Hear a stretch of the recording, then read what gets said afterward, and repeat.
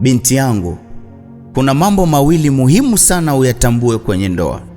Najua kwenye ndoa kuna mambo mengi na kila mtu yuwasema mengi sana, yote yapo, lakini naomba nisikilize sana haya mambo mawili ninayoenda kukwambia.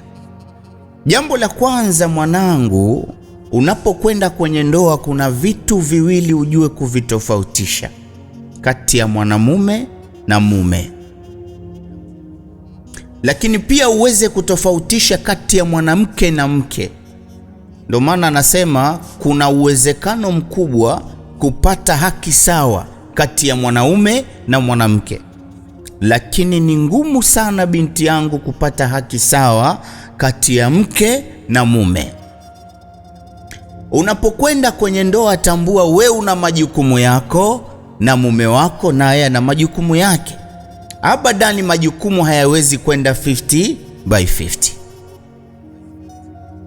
Hata kama ukakuta kuna jirani yako ama kuna mtu ulishawahi kumuona mume wake afanya majukumu ya kike nyumbani, isiwe sababu ya wewe kukariri na kuona kwamba labda ni haki yako mume kutenda majukumu ya mke ndani ya nyumba. Bali zingatia sana majukumu yako, na kanuni na msingi wa mwanamke ni kwenda kuwa msaada kwa mume wake. Na majukumu ya kike ni mengi na yajulikana, na majukumu ya kiume ni mengi yajulikana. Sidhani kama kuna sababu ya kuanza kuorodhesha. Uzuri ni kwamba ukikaa tu na kutulia wajua hili la kike, hili la kiume. Lakini pia mwanangu, usije kwenda kuolewa kwa sababu umechoka na maisha eti ukasema wenda pumzika kwenye ndoa. Ndoa si mahala pa kupumzika. Ndoa ni uwanja wa vita mwanangu. Ndoa ni uwanja wa vita, kwa sababu mumeo huyo mpaka wewe waenda kutana naye tayari alikuwa na mabinti wengine, huenda ni mmoja, wawili, watatu, hata wanne alikuwa nao. Lakini baada ya kukupata wewe, wote wale waweka pembeni kwa sababu yako, na huenda tayari wapo hata aliozaa nao. Sasa wale wote anawaweka pembeni. Tena kwa bahati mbaya, huenda wakati kabla haja kuoa, hao wanawake aliokuwa nao walikuwa wakimpigia simu muda wowote naye apokea. Lakini baada ya kukuoa wewe, kumbuka yote ataacha. Hataweza kupokea simu ukiwa naye, hataweza kutoka akaenda kukutana nao kwa sababu wewe upo. Je, si vita? Maana yake wale tayari wajua kwamba sababu ya yote ni nani? Ni wewe binti yangu. Huo ni uwanja wa vita, si uwanja wa vita. Lakini baba yake na mama yake, tena hasa mama yake na ndugu zake wa kike, walikuwa wakideka kwa kaka yao.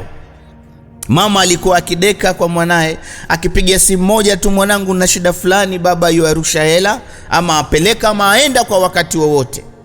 Lakini baada ya kukuoa wewe, wale wadogo zake wa kike ambao we ni mawifi zako, kamwe hawawezi tena kudeka kwa kaka yao, kwa sababu tayari ana mke, na hata yeye atawakataza. Kuna mambo hata kubali yafanyike kwa sababu yako. Je, hii si vita? Ndio pale sawaona ndugu wanaanza kuamka, haswa mawifi zako waanza kuamka na kukasirika, wasema mbona hawa wananichukia bila sababu? Sababu ni kwamba wewe umeenda kuwa kikwazo kuzuia madeko yao yasiendelee. Umekuwa kikwazo, shida zao hazitatuliwi kwa wakati, kwa sababu umeonea na majukumu. Sasa hawezi kujigawa kwa mara mbili ama mara tatu. Hapo ndio vita yaanza. Sasa mimi nakushauri kitu kimoja tu mwanangu kizuri. Ukitaka kuolewa, olewa kwa sababu umempenda mume wako na uko tayari kuolewa kwa kipindi hiko. Usiolewe kwa sababu umechoka kukaa mtaani, umechoka kurandaranda. Sababu ndoa si sehemu ya mapumziko. Ndoa ni vitani, kwenda kupigania familia yako, kwenda kupigania haki za watoto wako, kwenda kupigania haki yako ya ndoa. Si mahali pa mapumziko kama wengi wanavyodhani. Ndio maana wengi wanaokwenda wakidhani ndoa ni sehemu ya furaha, basi huishia njiani na hawafiki mahali popote. Ndio maana wasikia mtu akwambia, sasa hii ndoa ina maana gani? Kama baada ya kuja mimi nikajua naja kuenjoy, naja kufurahi. Kama wajua ndoa ni kuenjoy, wewe wapotea. Amani ya Mungu iwe juu yenu.